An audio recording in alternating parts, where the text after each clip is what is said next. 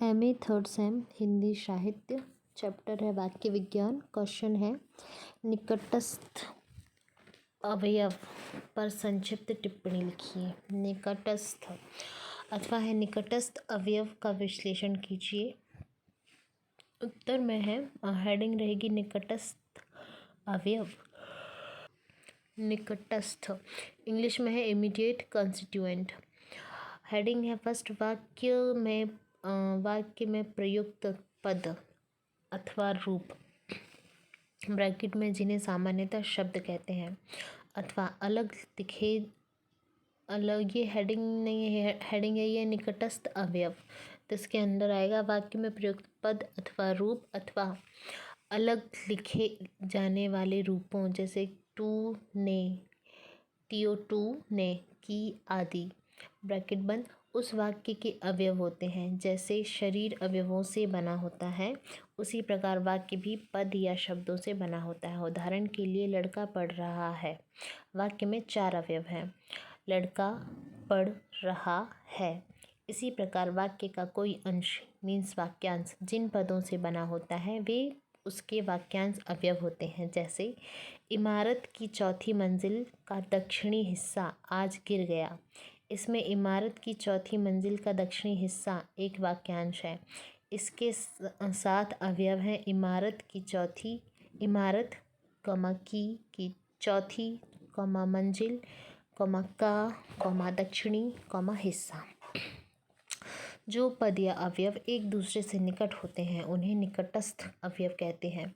यह निकटता स्थान की ना होकर संरचना की होती है। अंग्रेजी का एक वाक्य लें।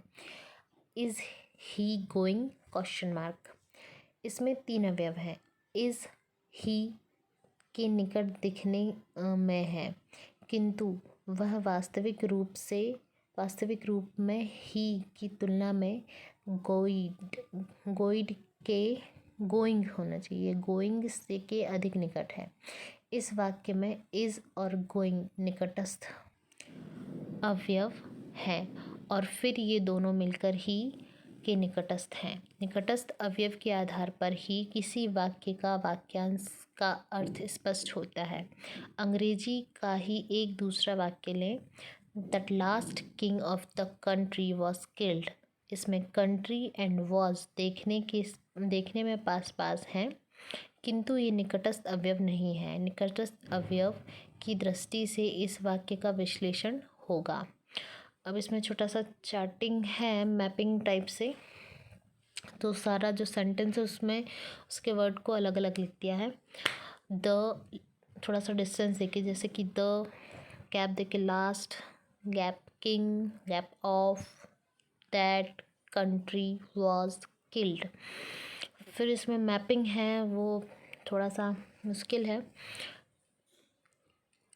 इसमें लिखा है कि समझाया गया है कि किसके पास में कौन सा वर्ड बनता है, कौन सा अवयव किसके अवयव है, तो एरो देकर के एक दूसरे वर्ड को मिलाया गया है।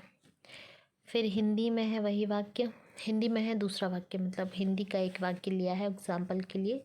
रामू का नौकर घर भाग गया। इनमें पहले जैसे कि रामू और का जो आसपास में वर्ड हैं उन दोनों को एरो से शो किया है। देन लास्ट में भाग गया उन दोनों को। फिर यहाँ पर रामू और का एक हो गया और लास्ट में भाग और गया एक हो गया, इन दोनों को जोड़ा है। देन नेक्स्ट लाइन है निकटस्थ अवयवों के विश्लेषण के आधार पर ही किसी वाक्य अथवा रचना का ठीक अर्थ जाना जा सकता है। एक रचना है सुंदर फूल और फलों से भरा उपवन। इसके निकटस्थ अवयव की दृष्टि से 2 विश्लेषण हो सकते हैं और दोनों के अनुसार अर्थ में अंतर आ सकता है। सेंटेंस को दोबारा लिखा है, वैसे ही दूर दूर लिखा है सारे वर्ड को। सुंदर फूल और फलों से भरा उपवन। इसमें भी अगेन मैपिंग की गई है। मैं नेक्स्ट सेंटेंस पढ़ रही हूँ। सुंदर शब्द केवल फूल का विश्लेषण है, किंतु सुंदर फूल और फलों से भरा उपवन। किंतु यहाँ सुंदर शब्द फूल और फलों दोनों का विश्लेषण है। मुहावरेदार और अमुहावरेदार प्रयोगों में भी इसका अंतर मिलता है। पहला सेंटेंस है राम रोटी खा रहा है। दूसरा है मेरा सर चक्कर खा रहा है। पहले वाक्य में रोटी खा का निकटस्थ है, जबकि दूसरे वाक्य में चक्कर खा का निकटस्थ है, और फिर दोनों मिलकर रहा है के निकटस्थ है। जाओ मत बैठो तथा जाओ मत बैठो में भी अंतर स्पष्ट है। मीन्स पहले जो जाओ कॉमा मत बैठो, पहले ये बोला कि जाओ बैठो मत, पहले सेंटेंस का अर्थ ये है, और नेक्स्ट सेंटेंस एक कॉमा के बिना है जाओ मत बैठो, मीन्स जाओ नहीं बैठो। तो इसमें डिफरेंस है। फिर इसको भी वैसे ही जाओ मत बैठो। नेक्स्ट लिखा है जाओ मत बैठो। तो पहले में जैसे जाओ बैठो मत वाला जो सेंटेंस है उसमें जैसे मत और बैठो ये दोनों एक दूसरे के निकटस्थ हैं, फिर ये दोनों मिलाकर के जाओ के निकटस्थ हैं। तो पहले मत बैठो को ज्वाइंट किया है, देन इन दोनों का जो ज्वाइंट है उसको जाओ से ज्वाइंट किया है। और दूसरा सेंटेंस है जाओ मत बैठो, तो इसमें जाओ मत जाने को मना कर रहा है, तो जाओ और मत को ज्वाइंट किया है, ये दोनों एक दूसरे के निकटस्थ हैं। फिर इन दोनों को बैठो के साथ निकटस्थ किया है, तो ये इस तरीके से इनको लिंक किया गया है। नेक्स्ट सेंटेंस है निकटस्थ अवयव 3 प्रकार के होते हैं। पहला अविच्छिन्न, राम का बेटा घर गया। दूसरा अविच्छिन्न, पहला अविच्छिन्न था, दूसरा है विच्छिन्न, ही इज़ गोइंग, धीरे धीरे मैं भी चल लेता हूँ। तीसरा है समकालिक, अनुमान समकालिक निय है क्योंकि यह साथ साथ चलता है। राम गया, दोबारा से है राम गया, ऊपर कॉमा है दोनों साइड। जैसा कि नाम से स्पष्ट है, पहले में निय अविच्छिन्न रूप से आता है, दूसरे में उनके बीच निय आ जाता है। मूल वाक्य रूपांतरित वाक्य, हेडिंग है मूल वाक्य डैश रूपांतरित वाक्य। मोहन गया, ब्रैकेट में साधारण वाक्य। नीचे नेक्स्ट लाइन में क्या राम गया, ब्रैकेट में प्रश्न बोधक वाक्य। पहला मूल वाक्य है जो दूसरा उसी में रूपांतर करके ब्रैकेट में क्या जोड़कर बनाया गया प्रश्न बोधक वाक्य है। नेक्स्ट लाइन में है राम जाता है, ब्रैकेट में साधारण वाक्य। नेक्स्ट लाइन में राम नहीं जाता ब्रैकेट में है निषेध बोधक वाक्य। यहाँ भी पहला मूल वाक्य है तथा दूसरा उसी में रूपांतरण करके नहीं ब्रैकेट में नहीं जोड़कर तथा है निकाल कर बनाया गया निषेध बोधक वाक्य है।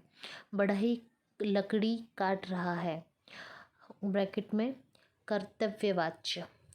नेक्स्ट लाइन में बढ़ई द्वारा लकड़ी काटी जा रही है, ब्रैकेट में कर्मावाच्य। यहाँ भी पहला वाक्य मूल है तथा दूसरा रूपांतरित है। यहाँ रूपांतरण के लिए द्वारा तथा जा जोड़कर गया है तथा काट को काटी तथा हरा को हरी रूप में परिवर्तित किया गया है। इस तरह रूपांतर करके बनाए गए वाक्य रूपांतरित वाक्य कहलाते हैं।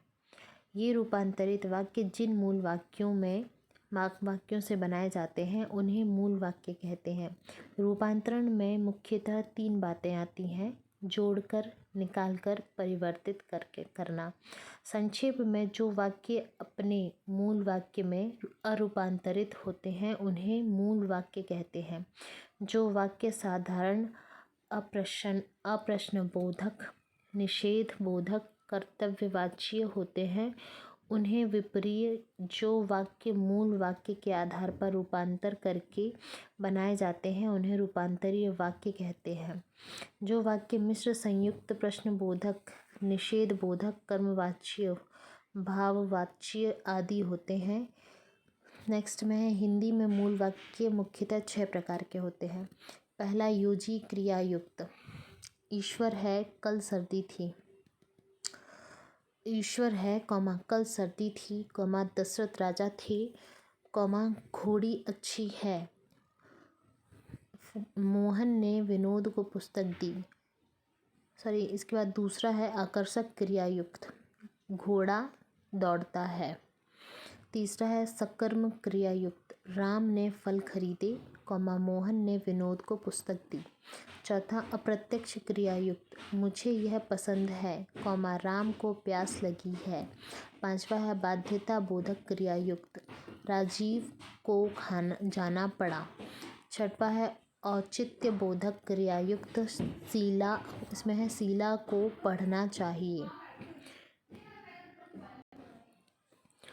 रूपांतरित वाक्य कभी तो एक ही मूल वाक्य में रूपांतर करके बनाए जाते हैं और कभी एकाधिक मूल वाक्य से जोड़कर बनाए जाते हैं। लड़का दौड़ रहा था।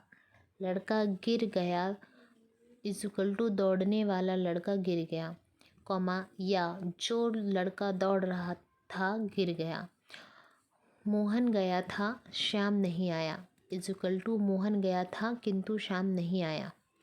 नेक्स्ट लाइन में है मूल वाक्य को आधारभूत या बीज वाक्य कर्नल सेंटेंस ब्रैकेट में या रूपांतरित वाक्य को बीजेतर वाक्य भी कहते हैं। यहाँ सामान्य दृष्टि से मूल और रूपांतरित वाक्यों पर विचार किया गया। अब योम्स्की आदि प्रश्न एवं निषेध वाक्यों को भी मूल मानते हैं तथा रूपांतरण 2 प्रकार का मानते हैं। ये क्वेश्चन नंबर 23 कंप्लीट हुआ। अब 24 नंबर पर है प्रश्न आंतरिक संरचना एवं बाह्य संरचना को स्पष्ट कीजिए। उत्तर है आंतरिक संरचना बाह्य संरचना। हेडिंग में जिस वाक्य या वाक्यांश का प्रयोग हम बोलने या लिखने में करते हैं वह बाह्य संरचना है। इसके विपरीत वह बाह्य संरचना मानव मन में स्थित जिस संरचना या जिन संरचनाओं से बनी होती है वह आंतरिक संरचना है। Deep structure. अब आधुनिक भाषा विज्ञान में आंतरिक संरचना को अंतर्निहित स्वरूप अंडरलाइंग रिप्रेजेंटेशन कहते हैं क्योंकि उसी अर्थ में यह संरचना नहीं है जिस अर्थ में बाह्य संरचना होती है। बाह्य संरचना तथा आंतरिक संरचना में दृष्टि स्पष्ट अंतर। आंतरिक संरचना वक्ता के मन में होती है जबकि बाह्य संरचना ध्वनियाँ या लिपि के माध्यम से हमारे सामने होती है।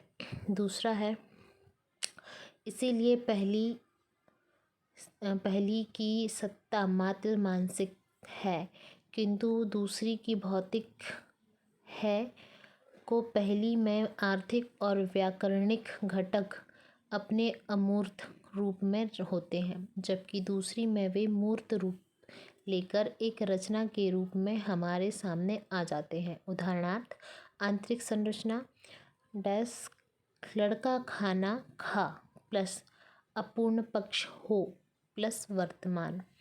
बाह्य संरचना नेक्स्ट लाइन में बाह्य संरचना तो लड़का खाना और फिर जो अपूर्ण पक्ष हो लिखा है ऊपर वाली लाइन में उसके नीचे डैश लगाकर खाता और वर्तमान के नीचे है। यहाँ यह संकल्प है कि आंतरिक संरचना में मजबूरी से शब्दों और व्याकरणिक घटनाओं का उल्लेख है किंतु तत्वतः स्वर स्तर पर ये मात्र भाव होते हैं। इसलिए प्रजनक अर्थ विज्ञानवेत्ता इन्हीं मूर्त रूप वाली बाह्य संरचना से अलगाने के लिए हमेशा अंग्रेजी के बड़े अक्षर से लिखते हैं। इस तरह बाह्य संरचना मूर्त होती है और आंतरिक संरचना अमूर्त। उदाहरण के लिए आंतरिक संरचना पहला है माँ बच्चा उठा प्लस पूर्ण माइनस माँ रो सातत्य काल। दूसरा सेंटेंस है माँ बच्चा उठा प्लस पूर्ण माइनस बच्चा रो सातत्य काल। नेक्स्ट लाइन में है बाह्य संरचना, माँ ने रोते हुए बच्चे को उठाया। यहाँ स्पष्ट है कि इसकी आंतरिक संरचना दो है, इसलिए माँ ने रोते हुए बच्चे को उठाया वाक्य के दो अर्थ भी हैं।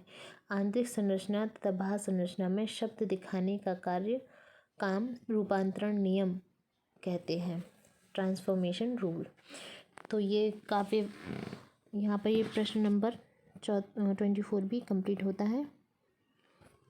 काव्य विज्ञान चैप्टर समाप्त। अब नेक्स्ट चैप्टर शुरू करेंगे। So thank you so much.